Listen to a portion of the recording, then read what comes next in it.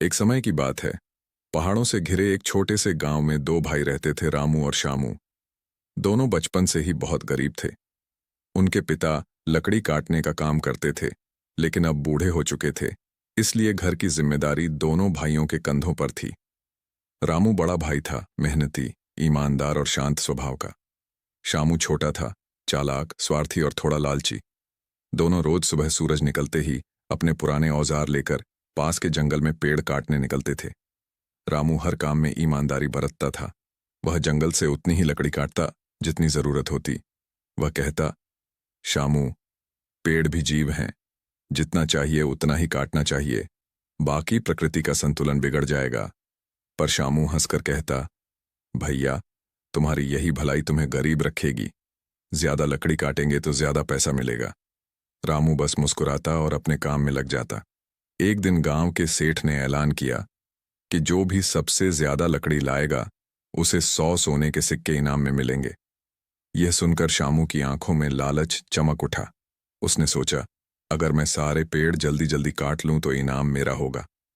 रामू ने उसे समझाया, भाई, जंगल हमारा पालनहार है। अगर सारे पेड़ काट दोगे तो कल को हमें ही पछताना पड़ेगा। पर शामू ने उसकी बात अनसुनी कर दी। अगले ही दिन वह जंगल में पहले से ज्यादा गहराई तक चला गया और बड़े बड़े पेड़ काटने लगा। उसकी कुल्हाड़ी की आवाज पूरे जंगल में गूंज रही थी। दिन बीतते गए। शामू ने बहुत लकड़ी इकट्ठी कर ली, जबकि रामू अब भी सीमित मात्रा में ही काटता रहा। लेकिन धीरे धीरे जंगल का रूप बदलने लगा। पक्षी उड़ गए, जानवर डरकर भागने लगे और पेड़ों की जगह अब खाली जमीन नजर आने लगी। एक शाम जब दोनों भाई जंगल में काम कर रहे थे, तभी तेज हवा चलने लगी। आसमान पर काले बादल छा गए। रामू बोला, शामू, चलो घर लौटते हैं, तूफान आने वाला है। पर शामू बोला, थोड़ी देर और रुक जाओ भैया, बस 2 पेड़ और काट लूं, इनसे मेरा इनाम पूरा हो जाएगा। रामू मजबूर होकर पास के एक पेड़ के नीचे जाकर छिप गया। अचानक बिजली कड़कने लगी और वही पेड़ जिस पर शामू कुल्हाड़ी चला रहा था, आधी जड़ से टूटकर उसी पर गिर पड़ा। शामू जमीन पर दब गया। उसकी चीख जंगल में गूंज उठी, भैया, बचाओ! रामू भागकर वहां पहुंचा। उसने अपने कमजोर हाथों से उस भारी तने को उठाने की कोशिश की। भैया, मैं मर जाऊंगा, शामू दर्द से चिल्ला रहा था। रामू ने पूरी ताकत लगाई और आखिरकार उसे निकालने में सफल हुआ, मगर इस कोशिश में खुद के कंधे पर गहरी चोट लग गई। वह बोला, चल भाई, अब घर चलते हैं, सब ठीक हो जाएगा। शामू ने आंसू भरी आंखों से देखा, जिस भाई को उसने धोखा दिया वही उसकी जान बचा रहा था। घर पहुंचने के बाद दोनों की मां ने उन्हें देखा तो रो पड़ी। रामू की चोट गहरी थी, लेकिन शामू को देखकर मां बोली, बेटा, लालच इंसान को अंधा बना देता है। अगर तू अपने भाई जैसा ईमानदार होता तो आज यह दिन न देखना पड़ता। शामू अब चुप था। उसके मन में अपराध बोध की आग जल रही थी।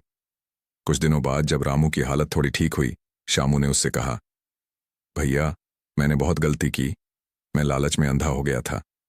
तुमने मुझे माफ कर दिया, यही मेरी सबसे बड़ी दौलत है। रामू मुस्कुराया, भाई, इंसान से गलती होती है, पर अगर वो उसे समझ ले तो वही सच्ची जीत है। अगले दिन दोनों फिर से जंगल गए।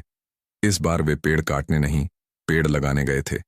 रामू ने कहा, जंगल ने हमें जीवन दिया, अब हमारी बारी है उसका कर्ज चुकाने की।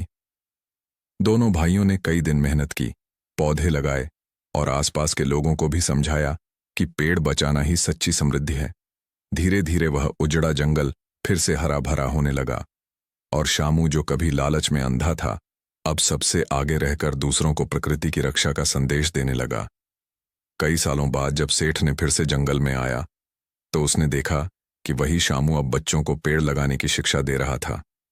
सेठ बोला, बेटा, तुम तो पहले सबसे ज्यादा पेड़ काटते थे, अब इतने बदल गए कैसे? शामू मुस्कुराया, कभी कभी इंसान को खुद गिरना पड़ता है ताकि उसे ऊंचाई की कीमत समझ आए। मैंने अपना सबक सीख लिया है, पेड़ काटने से नहीं, उन्हें बचाने से ही सच्ची संपत्ति मिलती।